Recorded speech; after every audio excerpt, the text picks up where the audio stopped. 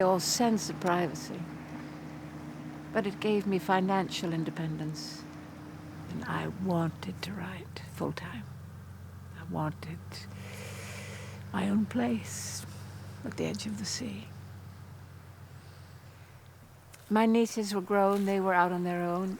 It was just Mother and I. I finally had the courage to resign from the Fish and Wildlife Service. I'd been there almost 16 years. And we bought this land, built the house, and I set right to work on my third book, The Edge of the Sea.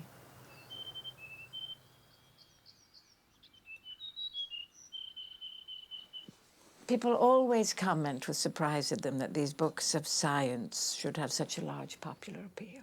But the notion that science is something that belongs in a separate compartment, apart from everyday life, is one I challenge. We live in a scientific age, and yet we assume that the knowledge of science is the prerogative of only a small number of human beings, isolated and priest-like in laboratories. It isn't true. The aim of science is to discover and illuminate truth, and that, I take it, is the aim of literature.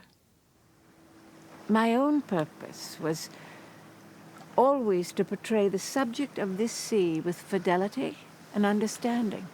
I never stopped to consider whether I was doing it scientifically or poetically. I wrote as the subject demanded. The winds, the sea, the moving tides, they are what they are. If there is wonder and beauty and majesty in them, science will discover these qualities. If they're not there, science can't create them. If there is poetry in my books about the sea, it's not because I deliberately put it there, but because no one can write truthfully about the sea and leave out the poetry. A writer must not impose himself upon a subject. He must come to know it intimately, understand its every aspect, let it fill his mind. Then at some turning point, the subject will take command, and the true act of creation begins. In some mysterious way, I believe that the subject chooses the writer, not the other way around. I'm not getting anywhere. I haven't even finished one room.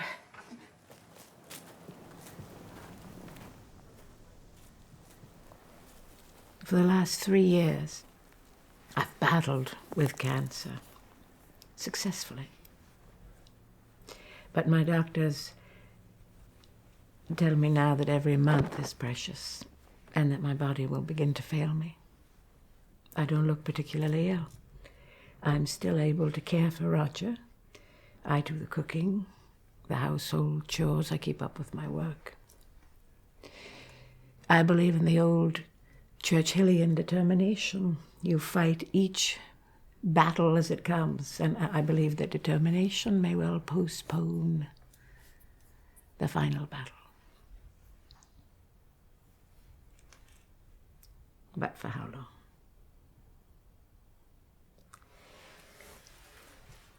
That's why we're going back. Got to get things settled.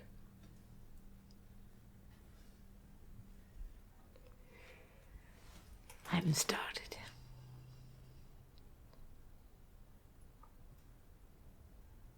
I don't know what to do with Roger.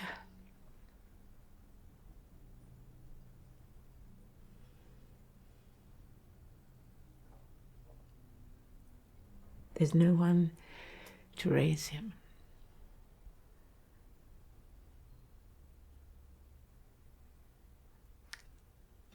I haven't even told him.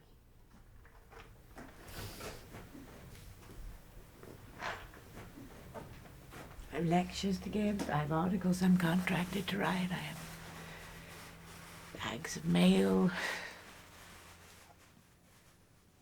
all requiring some kind of a response. There's so much to be done. There's so much that could be accomplished right now. If only I'd reached this point in my career 10 years ago. Now, when there's an opportunity for me to do so much, my body falters.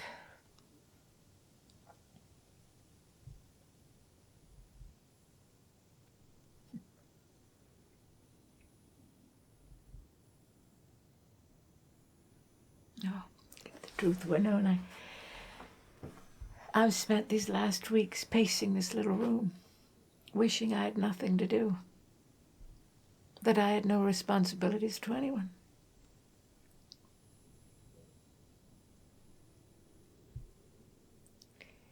I'd like to stay here.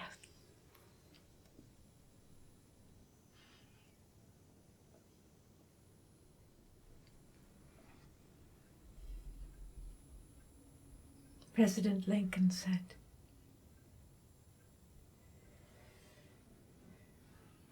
"To sin by silence when they should protest makes cowards out of men."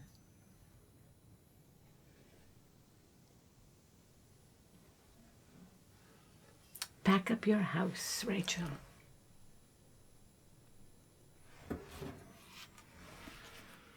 One more trip into the public arena.